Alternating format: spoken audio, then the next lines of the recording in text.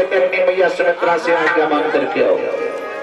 लक्ष्मण जी सुमित्रा मैया के पास में आज्ञा मांगने आए। मां मेरे राम, भैया राम और सीता मैया दोनों वन को जा रही है, मैं भी उनके साथ वन को जाऊंगा उनकी सेवा करने के लिए। इसलिए सुमित्रा ने कहा लक्ष्मण मुझे पूछने क्यों आए? मैं तो तुम्हें एक जन्म देने वाली माँ हूँ, लेकिन तुम्हारी असली माँ और बाप तो राम और सीता है। आवाज बंद करो भाई। चल करके आए तो क्या इनके साथ धोखा नहीं होगा?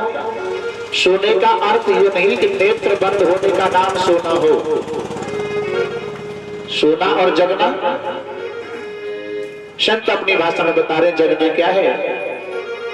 जाने जब ही जीव जग जागा, जाने जब ही जीव जग जागा, जाने जब ही जीव जग जागा, जाने जब ही जीव जग जागा, सब विषय विनाश तेरा, सब सब विषय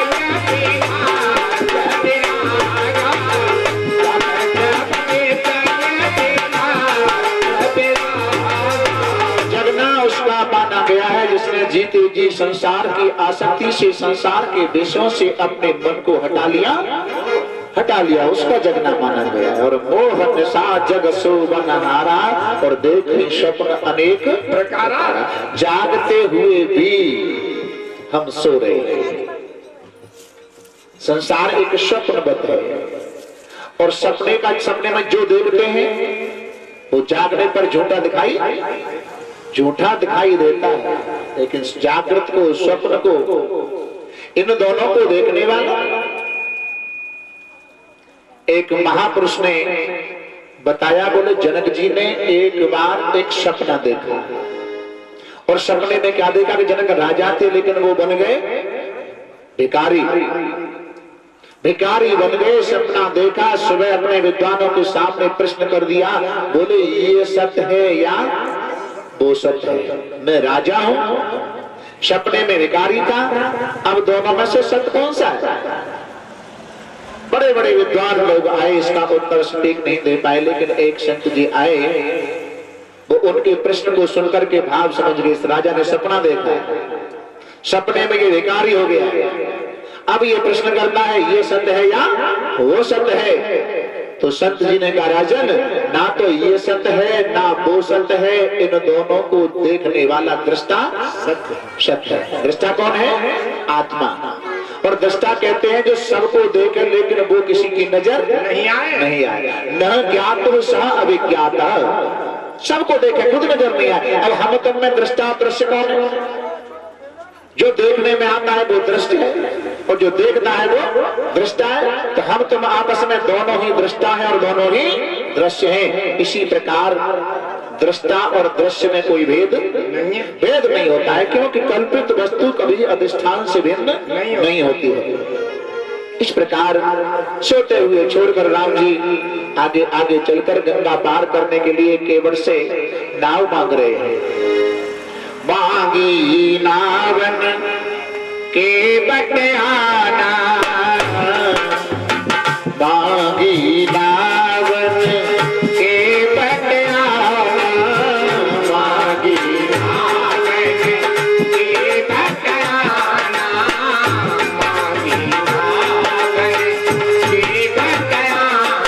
ए कहिए तुम्हारे, कहिए तुम्हारे, मरने जाना, मांगी नावन के बटियाना, मांगी नावन के बटियाना। मांगी नावन के बट आना, इसके लोग बहुत से अर्थ अलग अलग निकालते हैं, लेकिन राम लक्ष्मण सीता ये तीनों ही नहीं है। केवट के पास में जब नाम मांग रहे हैं, एक और सदस्य कौन? निषाद राज। जब केवट ने गंगा पार कराया तो राम जी कहते हैं, उधर गंगा पार करा रहे हैं तो सिया राम गुह लखन समेता, और उतर ठाड़ भई सुरसर रेता। निषाद राज भीलों के राजा हैं, और वो केवट को इशारा करते हैं कि इनके चरणामृत लेने का मुझे तो सौभाग्य प्राप्त नहीं हो पाया है, लेकिन आज तेरे पास में बड़ा अच्छा समय है। जब तक तू इनके चरणामृत नहीं ले लेता और मुझे भी साथ में नहीं पिला देता। निषाद राज भीलों के राजा, अब तुम्हारे यहाँ कोई गेस्ट वगैरह आए और जो कहे कि राया तक मुझे पहुंचा दो, तो आपकी जिम्मेदारी बनेगी कि नहीं? निषाद के गेस्ट हैं राम लक्ष्मण सीता, उधर पार कराने की जिम्मेदारी निषाद की है, लेकिन अलग अलग अर्थ निकाले। केवल नाव को तो नहीं लाया, लेकिन राम जी के पास आया और बोले नाव मांग रहे महाराज, कहिए तुम्हारे मर्म में जाना। मैं तुम्हारे मर्म को जानता हूँ, मैं अपनी नाव को तुम्हारे पास नहीं ला सकता। और ये कहा कि मैं तुम्हारे मर्म को जानता हूँ, तो लक्ष्मण को बड़ा गुस्सा आया। और मल्ला तुम्हारे मर्म को जानता है? केवट ने कहा मैं तुम्हारी बात नहीं कर रहा, मैं तो राम जी के मर्म को जानता हूँ। और तुलसीदास जी कहते हैं कि रामायण में कोई राम जी के मर्म को जान नहीं पाया। 14 साल की अवधि को पूरी करके राम वनवास की अवधि है, जो समय है, अयोध्या में लौट करके आए तो सबसे एक साथ राम जी अयोध्या वासियों से मिलते हैं। क्षणमौ सब ही मिले भगवाना, और उमा मर्म यह काहू न जाना। कोई इस भेद को रहस्य को जान नहीं पाया कि राम एक है या सबसे एक साथ मिल रहे हैं। को नहीं जाने मर्म तुम्हारा, और तुम्ही को जानन हारा। और यहाँ लक्ष्मण साथ में रहते हैं, तो लक्ष्मण हो गया मर्म जाना। और तुच्छ केवट कहता है कि कहिए तुम्हार मर्म में जाना। उसका मर्म कौन सा है? गौतम की गरनी जो तरनी तरेगी मेरी, प्रभु को निशान है केदार न बढ़ाइयो। तुलसी के ईशराम राबरेश साची कहो, बिना पग धोए नाथ नावन चढ़ाइयो। महाराज आपके चरण धूलि में हो सकती है कि पत्थर की नारी बना देते हैं। गौतम ऋषि की नारी अहिल्या पत्थर की, उनका उद्धार कर दिया, तो फिर महाराज मेरी नाम तो काट की है, इसकी तो बहुत जल्दी नारी बनेगी। और जब तक मैं आपके दोनों चरण नहीं धुलूंगा, तब तक मैं आपको नाव में बिठाने वाला नहीं हूँ, नाव में बिठाने वाला नहीं हूँ। और दोनों चरण धोने का नाम लिया, तो इस बात को सुनकर के आज मेरे प्रभु राम को सीता लक्ष्मण की तरफ देख करके मुस्कान आती है।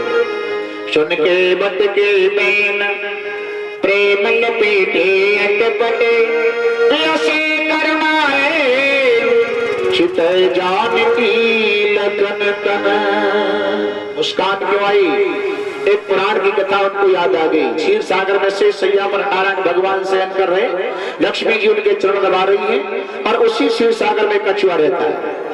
कछुआ के मन में भाव आया कि आज तो नारायण भगवान के चरण स्पर्श कर लेने चाहिए। और चरणों की तरफ जब क्षीर सागर का कछुआ गया, तो चरण सेवा करती लक्ष्मी ने कछुआ में फटकार लगा दी, चरण स्पर्श नहीं करने दिए। कछुआ ने कहा चलो कोई बात नहीं, चरण स्पर्श नहीं हुए तो भगवान के मुखारविंद के दर्शन कर लेते हैं। और मुखारविंद की तरफ जब कछुआ गया, तो शेष ने फुसकार मार दी, ना दर्शन करने दिया, ना चरण स्पर्श करने दिया। समय की बलिहारी त्रेता युग में वही नारायण भगवान राम बन करके आए, वही लक्ष्मी जी सीता बन करके आई, वही शेष जी लक्ष्मण बन करके आए, और वही कछुआ केवट बन करके आया। राम जी को पुरानी बात याद आ गई, देख लो, ना तो तुमने इस कछुआ को वहां दर्शन करने दिया, ना चरण स्पर्श करने दिया। आज वही कछुआ मेरे दोनों पैरों को धो धो करके पिएगा, तुम खड़े खड़े ताकते रहना, तुम रोक नहीं सकते हो। जय हो। और दोनों पैरों की सेवा करने का राम सखा तब नाव मंगाई, सिया चढ़ाए चढ़े रघुराई। केवट की नाव में प्रभु राम ने सबसे पहले सीता जी को बिठाया। अब नाव में बैठकर राम लक्ष्मण सीता ने साधराज केवट जब नाव को गंगा जी में चला रहे हैं, तो गंगा मैया से निवेदन कर रहे हैं, मेरी नौका में लक्ष्मण राम, जय हो गंगा मैया तीरे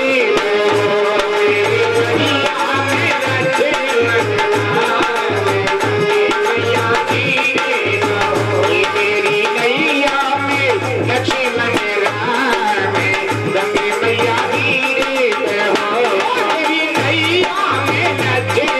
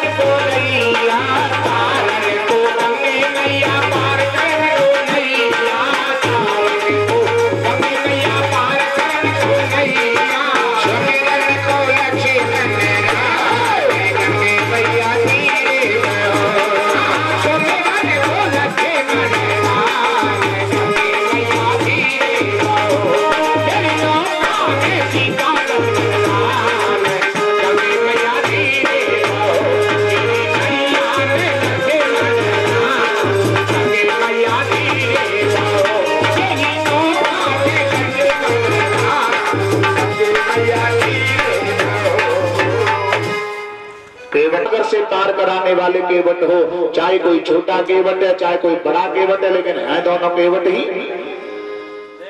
और एक ही बिरादरी वाले अपने काम का बदला तो कर सकते, लेकिन उतराई नहीं ले सकते। मेरी बिरादरी वाले मुझे बिरादरी में से निकाल देंगे, जाति वाले जाति में से निकाल देंगे, तो एक मल्लाह ने दूसरे मल्लाह से उतराई जात पात न्यारी करी मेरी और तुम्हारी प्रभु केवट को कर्म एक नी को कर्म हारी।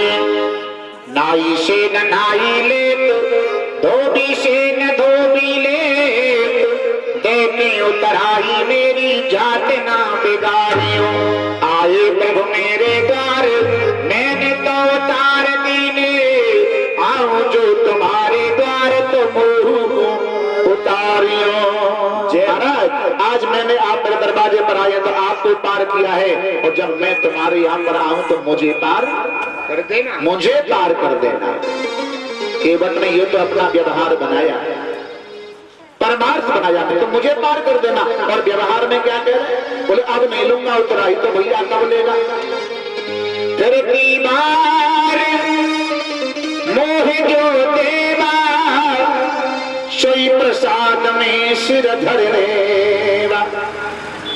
14 साल के वनवास की अवधि को पूरी करके आओ तो मेरे ही घाट पर होकर के निकलना, जब मेरी उतराई को दे करके जाना, जो कुछ भी उतराई मुझे दोगे प्रसाद समझ करके स्त्रोधार्य कर लूंगा। कि बट बड़ा चतुर, अपना व्यवहार भी बना लिया और परमार्थ भी बना लिया।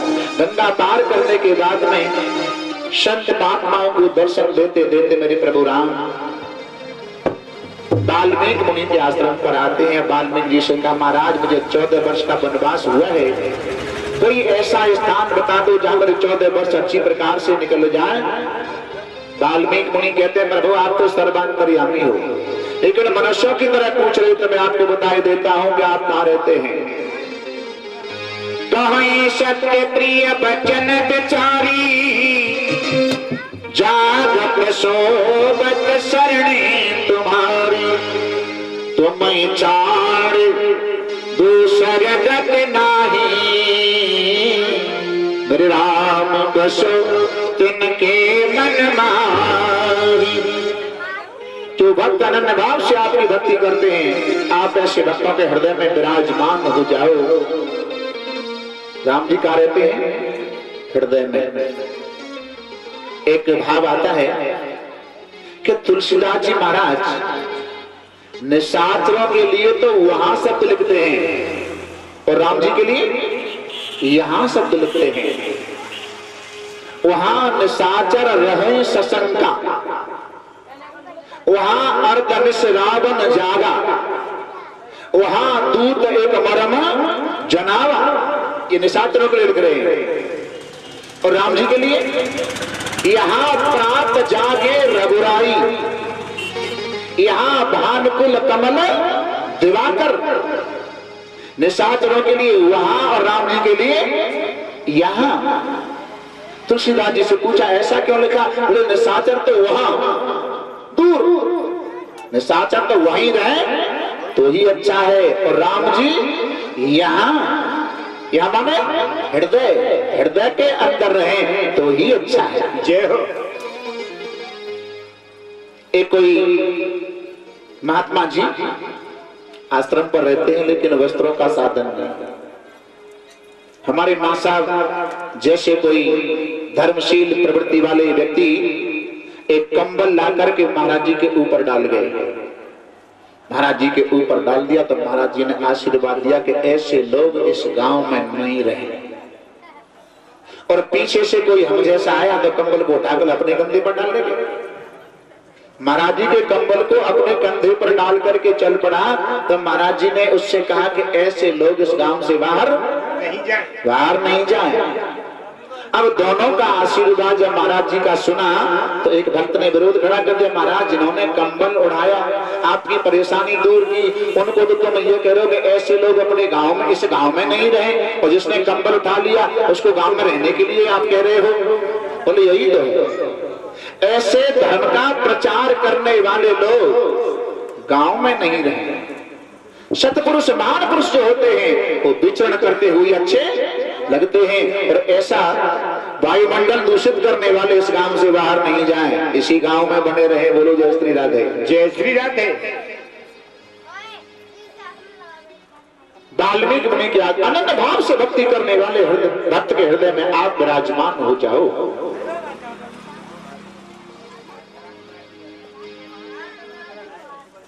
बोलो वृंदावन बिहारी लाल की जय। राम जी चित्रकूट पर आते हैं।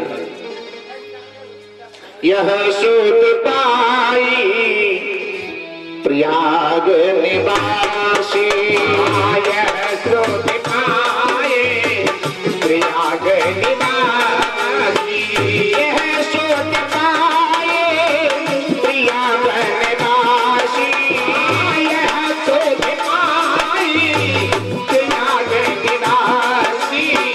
बकेता फैसलों में शीत उदासी, बकेता फैसले में शीत उदासी, बकेता फैसले में शीत उदासी। ब्रह्मचारी तपस्वी मुनि लोग चित्रकूट पर सभी वनवास में राम से मिलने के लिए आते हैं, और उधर से वशिष्ठ जी महाराज, भरत जी महाराज, रानिया, जनकपुर से जनक जी सभी राम से मिलने के लिए वनवास में चित्रकूट पर आए। और जब भरत के प्रेम को देवताओं ने देखा तो देवता लोग चिंतित होने लगे। अगर भरत के प्रेम को राम ने इसी प्रकार से देख लिया और यहीं से प्रेम के कारण लौट गए तो फिर देवता कहते हमारा कार्य अधूरा रह जाएगा। लेकिन राम तो सब कुछ जानते हैं। वहां से समय आने पर अपने चरण पादुका देकर ब्रज जी को अयोध्या के लिए वापस किया। चित्रकूट पर जब राम रहते हैं तो राम के साथ में दर्शन करने वाले जो महात्मा हैं, राम और सीता को देखकर उनका भी मन विकारी हुआ। क्या? अरे राम भी तो वनवास में आए सीता को साथ लेकर, और जब सत्संग वनवास में होता है तो सत्संग में से महात्मा जाकर जैसे अपने आश्रमों पर जाते हैं तो शाम को भोजन बनाना पड़ता है सब किसी को, और राम जी को सीता जी भोजन बना के तैयार रखते हैं। ये कवियों के भाव है। महात्माओं ने कहा भाई राम को तो बना हुआ भोजन मिलता है, हमें बनाना पड़ता है, तो फिर कोई भोजन बनाने वाली हो। एक महात्मा ने कहा इतने इतने लंबे दाढ़ी मूंछ हो गए, अब शादी कोई करेगा क्या? बोले शादी कराने की आवश्यकता नहीं, अब तो अपने आप ही हो जाएगी। बोले कैसे हो जाएगी, कैसे कैसे हो जाएगी? ये भाव है। एक महात्मा ने कहा कि राम की चरण धूलि में वो शक्ति है कि पत्थर की भी नारी बना देते हैं।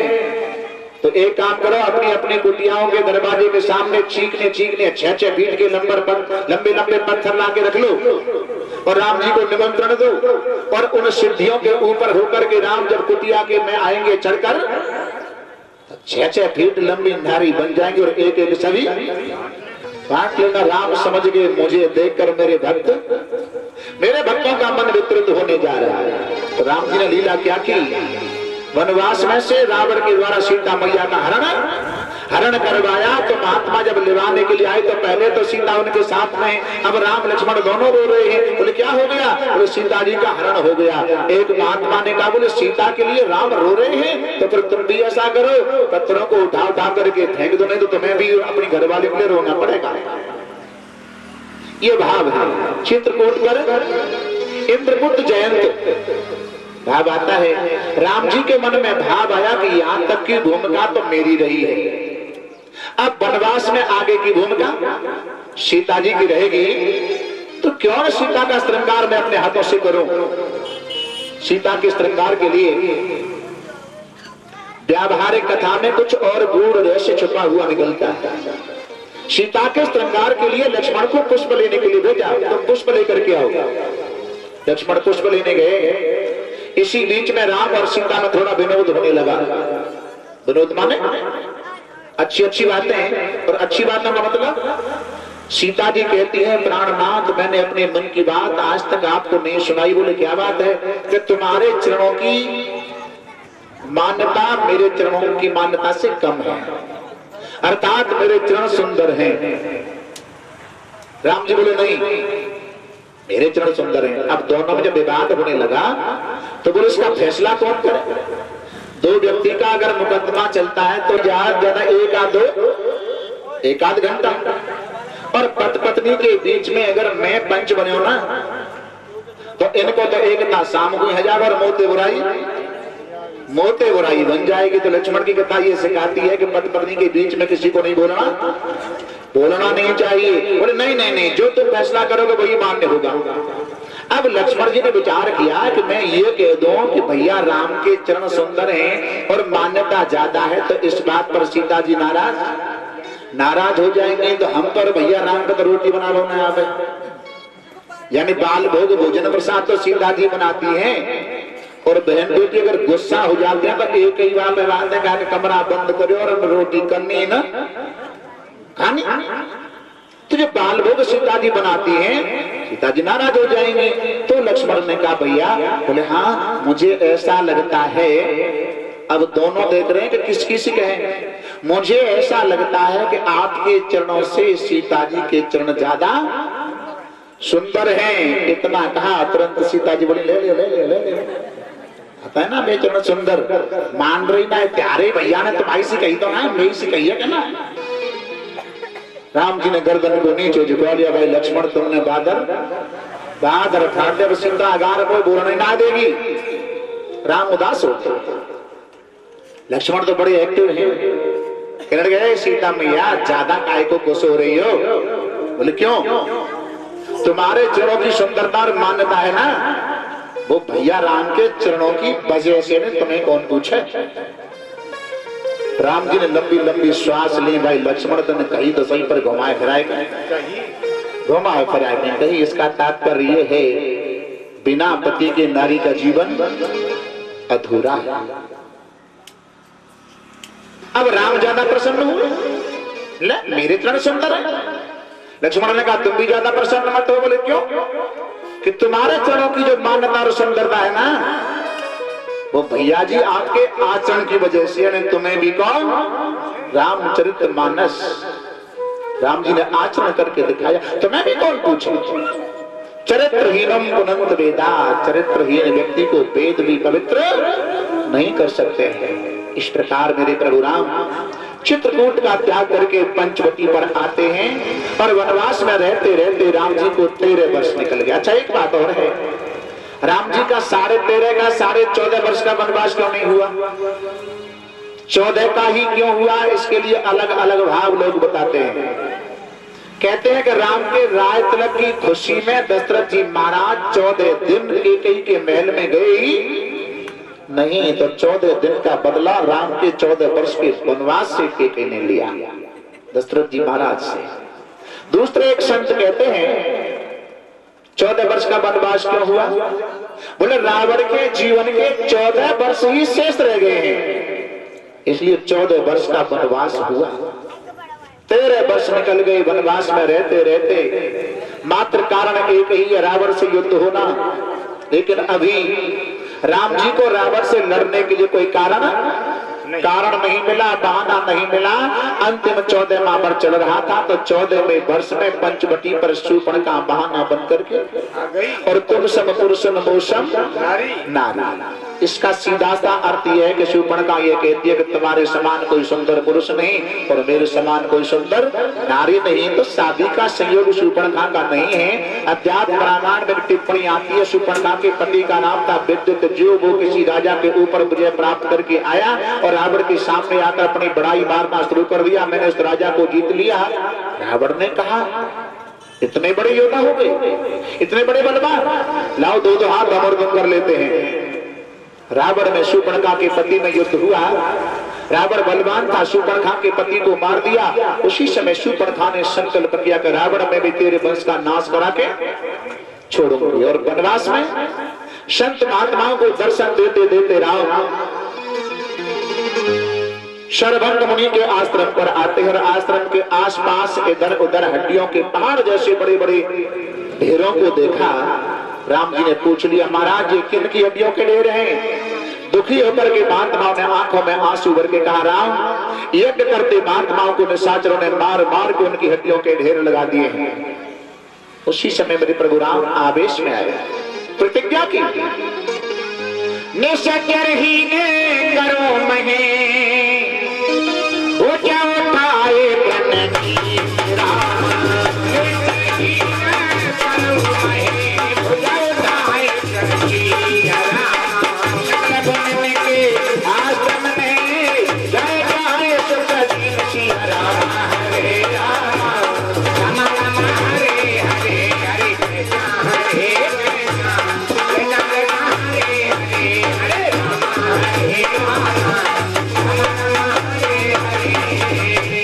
निशाचर ही न करो मही, पृथ्वी को निशाचरों से विहीन कर दूंगा यह संकल्प लिया। तो दोनों का संयोग एक जैसा है। शूर्पणखा कहती है तुम सम पुरुषन मोसम नारी, तुम्हारे समान तो कोई पुरुष नहीं होगा जो मेरे कार्य को पूरा करने के लिए अयोध्या से वनवास में हैरान होकर के आए हो, और मेरे जैसी कोई नारी नहीं होगी जो अपने भाई का नाश करवाने के लिए मैं तुम्हारे पास आई हो। तुम सम पुरुष नमो सम नारी। लेकिन यहाँ वेदांत वाले कहते शूर्पणखा क्या है?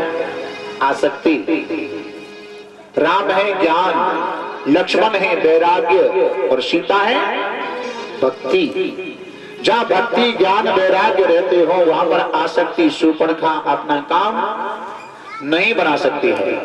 कभी ज्ञान के पास, कभी वैराग्य लक्ष्मण के पास। समझ गए? ये नारी रहेगी तब तक मेरा काम नहीं बनेगा।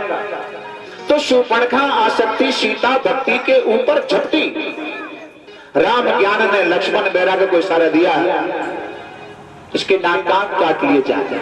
और शूर्पणखा के नाक कान काटने का अर्थ होता है, नाक कहते हैं प्रतिष्ठा, ऊंचा स्थान, और ऊंचा स्थान स्वर्ग, कान माने स्तुति। शूर्पणखा जैसा कार्य करने वाले, शूर्पणखा ने जैसा भाव बनाया, जैसा कार्य किया, ना तो वेद शास्त्र के अधिकारी हैं और ना स्वर्ग के अधिकारी हैं। भाव ये था। लेकिन शूर्पणखा ये जानना चाहती है कि इनके अंदर रावण को मारने की शक्ति है कि नहीं, पहले मुझे ये जान लेना चाहिए। तो रावण पहले कह चुका है खरदूषण मोसम बलवंता और तुम्हें कुमार है विन भगवंता। पहले मुझे खरदूषण के पास जाना चाहिए। अगर ये खरदूषण को मार देंगे तो रावण को भी मारने में देरी नहीं करेंगे।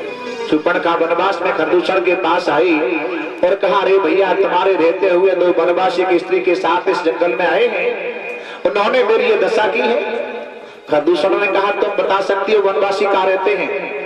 शूर्पणखा ने कहा मैं आगे आगे चलूंगी, तुम पीछे पीछे आओ। खरदूषण ने 14,000 की सेना तैयार की, लेकिन कहते हैं युद्ध करने, शादी विवाह में, किसी धार्मिक प्रोग्राम में अगर जाते हैं तो शकुन देखते हैं। शकुन कोई खराब तो नहीं है, लेकिन खरदूषण का शकुन तो खराब पहले ही शूर्पणखा ने कर दिया, लड़ाई से पहले ही कर दिया। बोले क्या कर दिया कि अंग भंग नगदी शूर्पणखा उनके आगे आगे चले, तो ऐसे खरदूषण की विजय होने वाली नहीं है।